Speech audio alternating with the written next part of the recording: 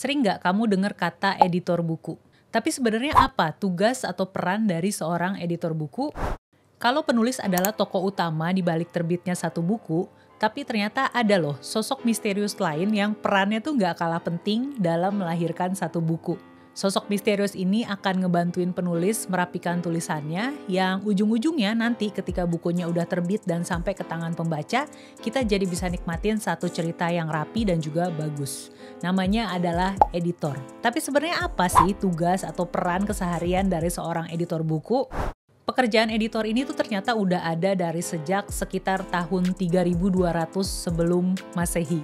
Pada saat itu peran ini diemban oleh juru tulis yang bertugas mindahin manuskrip ke dalam kertas papirus secara manual alias ditulis tangan. Sekalian mereka memeriksa kesalahan penulisan dari teks aslinya. Waktu mesin cetak pertama kali ditemukan oleh bapak ini di tahun sekian, akses terhadap buku tuh jadi semakin mudah. Otomatis kebutuhan terhadap editor buku makin signifikan untuk mastiin akurasi dan juga kualitas dari satu isi buku.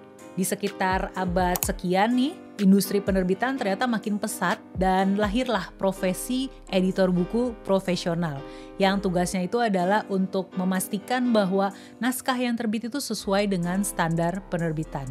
Barulah di abad 20-an sampai sekarang peran editor bisa dibilang atau dikatakan lebih tanda kutip aktif karena editor nggak cuma meriksa kualitas buku atau kesalahan-kesalahan cetak, tapi juga berperan aktif, berdiskusi dan bekerja sama dengan penulis untuk memastikan bahwa isi buku atau outputnya itu nanti sesuai dengan keinginan atau kehendak penulis. Kalau menurut Kak Andri, editor di penerbit Haru, ada 3 jenis editor yang dibedakan berdasarkan tugas atau perannya. Meskipun di beberapa penerbit yang SDM-nya terbatas, satu orang atau satu editor bisa merangkap beberapa tugas atau peran itu. Sebenarnya editor itu bisa dibagi jenisnya berdasarkan tugasnya. Seperti editor akuisisi berarti dia bertugas untuk mencari naskah dan mengakuisisi naskah-naskah. Atau seorang copy editor dia yang bertugas untuk merapikan naskah supaya apa yang disampaikan oleh penulis ini bisa tersampaikan sesuai kehendak si penulis. Atau proofread dia yang merapikan apakah sesuai EYD, sesuai dengan kebaguan kalimatnya efektif atau tidak begitu. Tapi di beberapa penerbit editor ini kadang merangkap berbagai banyak tugas, misalnya sekalian mengakuisisi, sekalian memandu penulis, sekalian membantu riset penulis juga, jadi enggak terbatas di satu tugas tertentu. Meskipun bertugas merapikan naskah penulis, tapi editor juga punya batasan.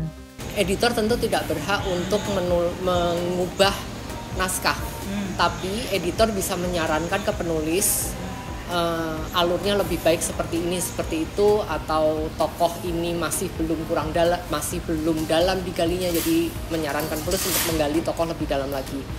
Yang bisa editor lakukan adalah memberikan saran kepada penulis supaya naskahnya bisa lebih baik lagi.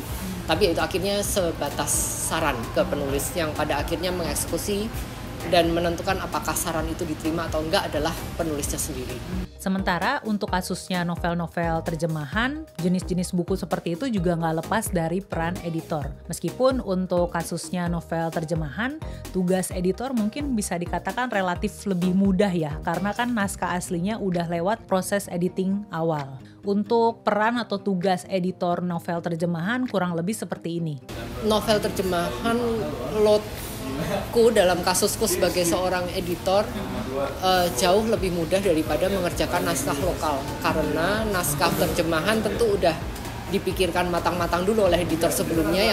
Yang aku kerjakan adalah merapikan hasil terjemahan dari penerjemah, jadi tidak punya ruang untuk mengubah alur yang sudah jadi.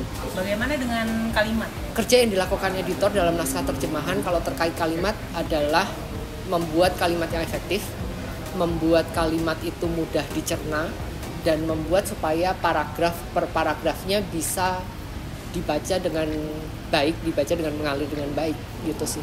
Jadi sekarang kamu udah tahu ya, sosok misterius yang perannya nggak kalah penting dalam proses terbitnya satu buku dan apa pula tugas mereka. Kamu sendiri lebih milih jadi penulis buku atau pengen jadi editor buku? Kasih tahu di kolom komen bawah ya.